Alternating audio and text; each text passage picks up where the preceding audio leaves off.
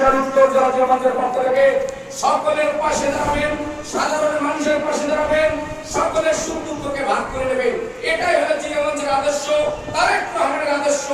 আগামী দিনে যে কোনো আন্দোলন, যে কোনো সংগ্রাম, যে কোনো প্রেসিডেন্ট হাসিনার বিরুদ্ধে যে আন্দোলন হয়েছে, যে শহীদ পরিবারগুলো মারা গেছে, তাদের রুহের মাগফিরাত করতে হবে। তাদের পাশে দিয়ে আমাদের সকলকে দাঁড়িয়ে ভরসা দিতে হবে। আমরা যদি না দেই, আওয়ামী লীগের লান আচরণ করি, আমরা যদি আওয়ামী লীগের লান সন্ত্রাসী করি, তাহলে কি হলো? সেই আওয়ামী লীগে আমরা কিন্তু এখন তো নির্বাচিত না। একটি তত্ত্বাবধায়ক সরকার বসেছে, হয়তো 3 মাস পরে একটি নির্বাচন দেবে, 1 বছর পরে দিতে পারে, 6 মাস পরে দিতে পারে, কি হয় বলা যায় না। আসুন ভাই, দিকু ভাই কিন্তু একটা কথা বলে গেছে, এখানে আমরা এসেছি কে সিনিয়র কে জুনিয়র আমরা কিন্তু জানি না।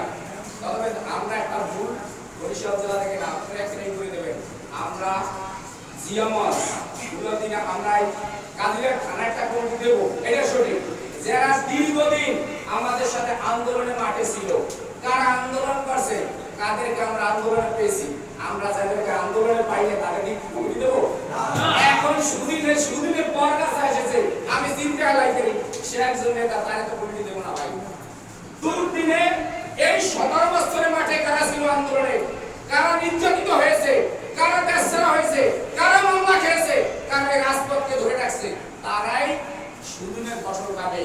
তাছাড়া হবে না। ও আমার মামাতো ভাই, ও আমার খালাতো ভাই, ভাইয়ের পূজাকে সেটা দেখার সময় নাই। তারেক রহমানের নির্দেশ, ঘরে ঘরে সবাই চলে যান, ঘরে ঘরে কার সুবিধা আছে, কার অসুবিধা আছে, কে অসহায় আছে, তার পাশে দাঁড়ান। ওই সন্ত্রাসী রাস্তায় নিয়ে করবেন, সেটা চলবে না। সেখানে কোনো দলে প্রাধান্য দেওয়া না। ছাত্রলীগ, যুবলীগ যদি কোরআনে সন্ত্রাসী করে থাকে, চাঁদাবাজি করে হারেন, ওটার পাওয়ার ভেঙে দেন, ওটার মাথা ভাঙার কোন সময় কোনো বাধা আসবে না। জানমালের ক্ষতি হবে না। সাধারণ মানুষের পাশে দাঁড়ান, সংখ্যালঘুদের পাশে দাঁড়ান। আমাদের ভোটের প্রয়োজন আছে, আমাদের ভোটের আমরা রাজনীতি করি, আমরা সন্ত্রাসী রাজনীতি করি না। এই আশাও ব্যক্ত করে সকলকে ধন্যবাদ জানিয়ে আমার সংক্ষেপ বক্তব্য শেষ করছি। খোদা হাফেজ, ধন্যবাদ সকলকে।